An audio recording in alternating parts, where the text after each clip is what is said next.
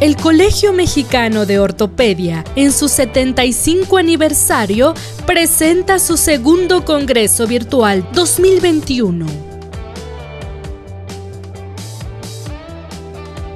El doctor Michel Ruiz Suárez es especialista en cirugía de hombro y codo y artroscopía.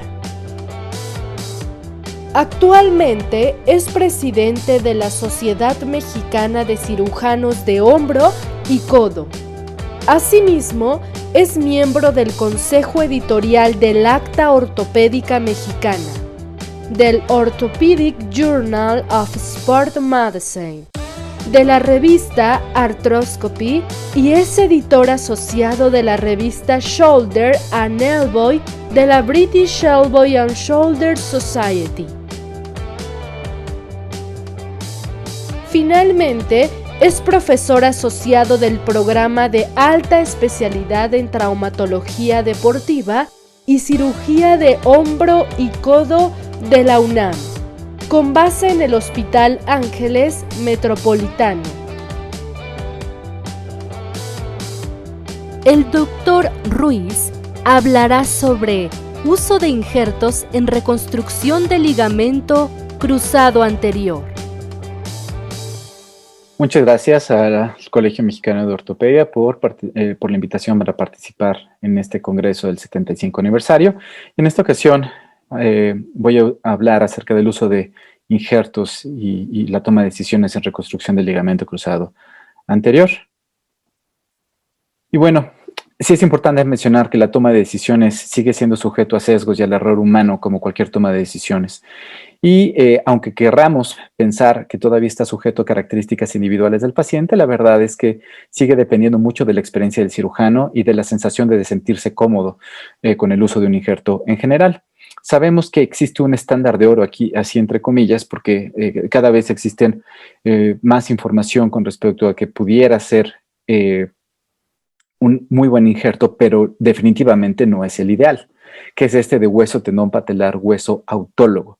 Tiene algunas ventajas. Los pros es que tiene una mejor integración biológica definitivamente y tiene un tamaño de diámetro predecible que también está bajo el control del cirujano. Sin embargo, tiene algunos contras como el riesgo de fractura patelar, riesgo de rezago para la extensión porque se está violando el mecanismo extensor.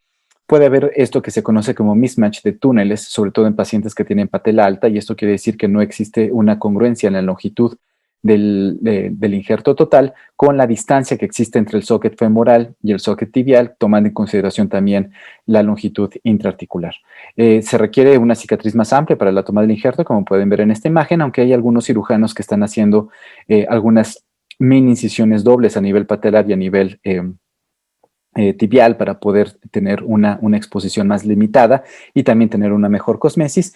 Y aunque está descrito el dolor anterior de rodilla, realmente en nuestra experiencia esto no ha sido la regla. Este para mí es el mejor injerto, es el injerto que prefiero. Lo prefiero porque yo puedo controlar el diámetro de la pastilla ósea, también el diámetro de la porción tendinosa. Yo siempre trato de utilizar un injerto de 10 milímetros de diámetro y hago una fijación con tornillos de interferencia a nivel apertura, que esta es una de las grandes ventajas también porque se tiene una mejor estabilidad justo en el sitio de apertura hacia la articulación. Actualmente estoy utilizando tornillos biocompuestos tanto en el fémur como en la tibia, aunque el metal definitivamente es una excelente alternativa. Creo que los tornillos biodegradables están pasando a la historia. Lo prefiero porque tiene una mejor incorporación de hueso contra hueso y definitivamente se va a tener una consolidación con el mismo tipo de tejido y eso también va a condicionar un menor ensanchamiento de los túneles. Existe la opción de los isquiotibiales autólogos cuádruples que tiene como ventaja que son tendones de fácil acceso y una cicatriz ligeramente más cosmética y una morbilidad mínima en la toma del injerto. Sin embargo, como en contras es que el diámetro es poco predecible, se puede tener un paciente de un gran tamaño y tener tendones de un diámetro pequeño. También el hecho de ser un tendón hace que la incorporación sea menos predecible al túnel óseo y relativamente más lenta y no es la mejor opción para pacientes que requieren una flexión completa de rodilla. Yo en lo particular no es mi primer injerto de elección porque los atletas a los que tengo la fortuna de tratar necesitan un gran torque de flexión en la rodilla y la toma de este autoinjerto puede limitar el torque de flexión. Es por eso también que ahora está, si tenemos un estándar de oro, que es el HTH, ahora se está hablando que este puede ser el estándar de platino, es decir, todavía un poco mejor que el estándar de oro, que es el autoinjerto de tendón cuadricipital. Tiene la ventaja que puede tomarse con una pastilla ósea patelar o no, se puede utilizar un tendón libre. Es un diámetro constante de toda la porción tendinosa, es decir, es realmente un injerto cilíndrico que tiene el mismo diámetro en toda su longitud. Y por esta misma razón es un injerto que biomecánicamente parece tener el mejor desempeño de todos los autoinjertos. Sin embargo, puede haber como contra que puede tener cierto riesgo de fractura patelar y también puede haber cierto riesgo de rezago para la extensión. Actualmente también se está empezando a hablar de este uso de autoinjerto de peroneo longus también. Esto ya no, definitivamente no es el estándar de platino y tiene algunas ventajas. Las ventajas es que es un diámetro relativamente predecible, es un tendón ancho y es fácil porque estamos acostumbrados, sobre todo desde nuestra residencia, a verlo cuando tratábamos fracturas de tobillo. Y también es por eso que es relativamente fácil su acceso para la toma y al menos localmente parece haber una baja morbilidad en la zona de toma. Sin embargo, también es importante mencionar que algunas de las contras es que no existe una evidencia suficiente con respecto a su desempeño como injerto en rodilla. Sin embargo, sería de esperar que se comporte biomecánicamente muy semejante a los tendones isquiotibiales autólogos. Sin embargo, y esto sí es muy importante mencionarlo, no hay evidencia suficiente con respecto a qué secuelas pudiera haber o no con respecto al uso o a la función del tobillo o del pie después de haber tomado este autoinjerto.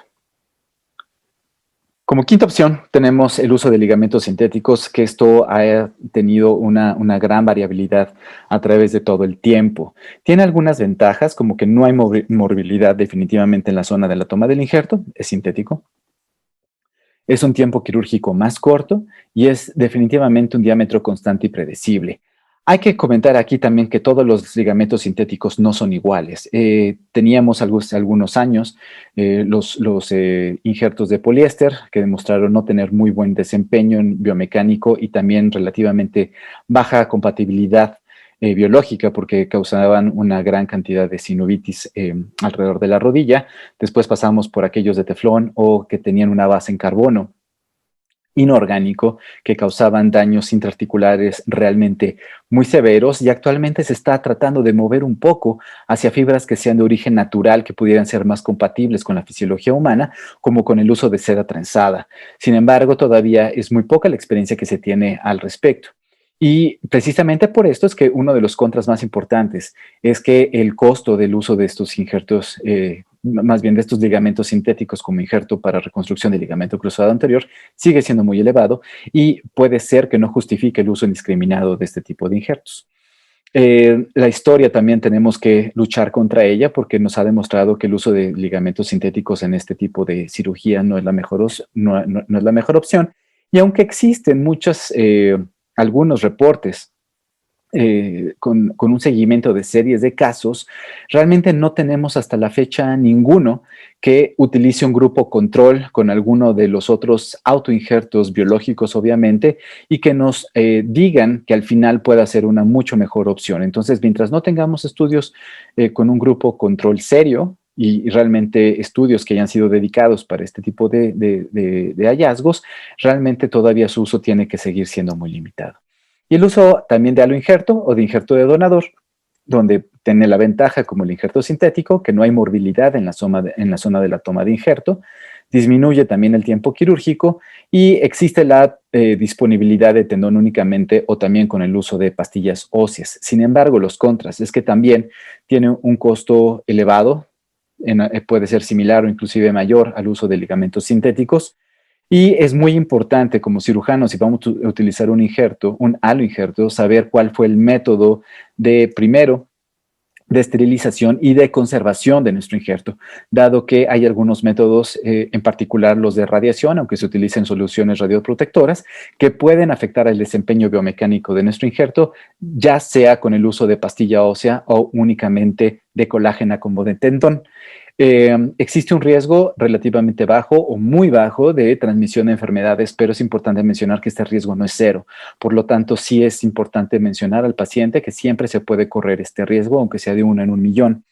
Y también por las mismas características de esterilización o de almacenamiento, puede haber y está reportado una mayor tasa de reruptura que los autoinjertos. Es por eso que no es aconsejable utilizarlo en pacientes jóvenes o en pacientes con alta demanda atlética.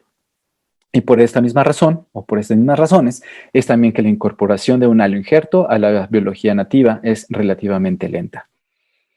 Como puntos finales, yo les invitaría primero como cirujanos a evaluar sus propios resultados y ver si el injerto que están utilizando de forma rutinaria o el que utilizan más frecuentemente les está dando los resultados que ustedes están buscando con la menor tasa de complicaciones.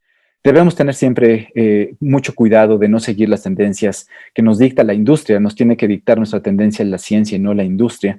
Tenemos que autoevaluarnos constantemente. Y al final tenemos que ser firmes, pero también tenemos que ser flexibles para en un momento dado determinar que lo que estamos haciendo tiene alguna capacidad de mejora. En conclusión, no existen reglas para individualizar la toma de decisiones, sin embargo, sí tenemos que conocer al paciente en su contexto, en sus expectativas y sobre todo en su pronóstico para saber cuál pudiera ser el mejor injerto en tomando en cuenta todas las variables que pueden influir en nuestra toma de decisiones. Siempre debe considerarse este concepto de valor en nuestra toma de decisiones, el valor que lo podemos resumir muy fácilmente como el costo total de un procedimiento que se divide entre el resultado que puede ser un resultado objetivo por escalas clínicas o subjetivo por la satisfacción del paciente. Y algo muy importante es que el paciente o nuestro atleta siempre debe estar involucrado en la toma de decisiones y así es como tendremos un mucho mejor resultado.